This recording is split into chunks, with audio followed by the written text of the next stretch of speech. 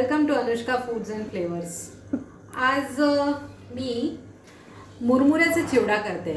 संध्याकाळी जेव्हा आपल्याला छोटीशी एक भूक लागते थोडीशी, त्याच्यासाठी आपल्याला काहीतरी खायला लागतं, मुलांनाही लागतं। त्यासाठी हा मुरमुऱ्याचा चिवडा खूप छान असतो। तो करून ठेवला तर सगळ्यांनाच आवडतो। त्याच्यासाठी मी इथे जे घेतलंय ते दाखवते।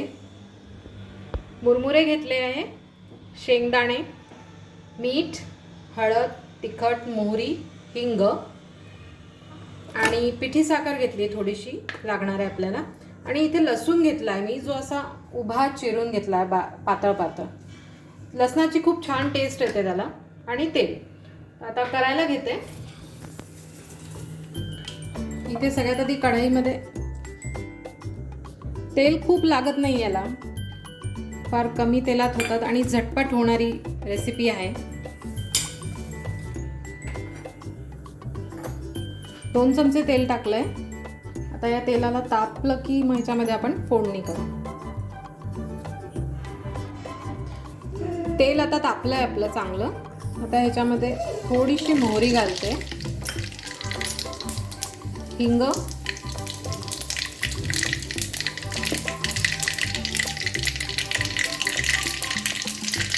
आणि हे शेंगदाणे घालते।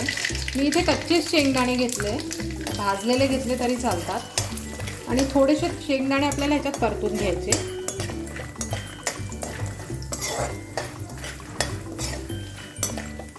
आणि ह्याच्यासोबतच इथे आता हा लसूण जो चिरलाय मी तो घालते।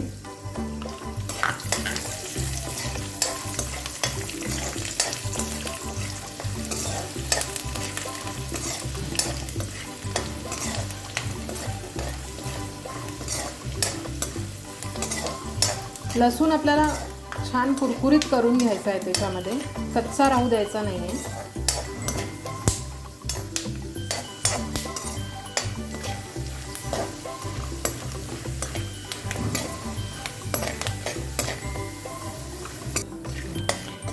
हे बघा, आता याच्यातला जो लसूण आहे तो छान असा गोल्डन झालाय, कुरकुरीत झालाय। आता ह्याच्यामध्ये मी घालते हळद थोडीशी, तिखट 1 चमचा, तिखट तुम्ही तुमच्या हिशोबाने घालू शकता।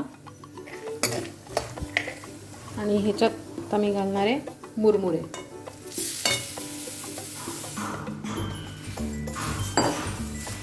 मला व्यवस्थित मिक्स करून घ्यायचं आहे।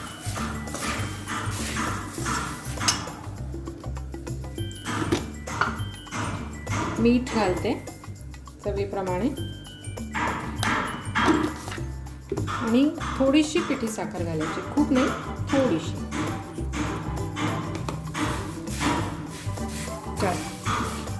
एक 2-3 मिनिटं आपल्याला ह्याला व्यवस्थित परतून घ्यायचं आहे लो फ्लेमवर। आपले मुरमुरे पण छान कुरकुरीत होतील आणि आपला चिवडा तयार होईल।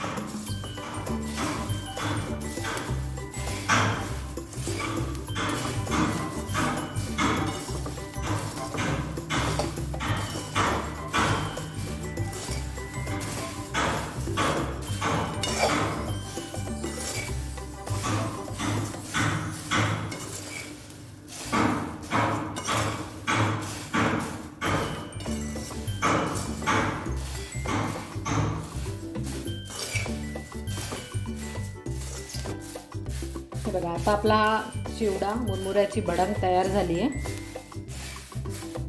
सध्या ही गरम आहे, ही गरम पण छान लागते आणि तुम्ही ह्याला थंड झाल्यावर एखाद्या एअरटाईट डब्यात भरून ठेवू शकता। 15-20 दिवस, महिनाभर पण छान राहते।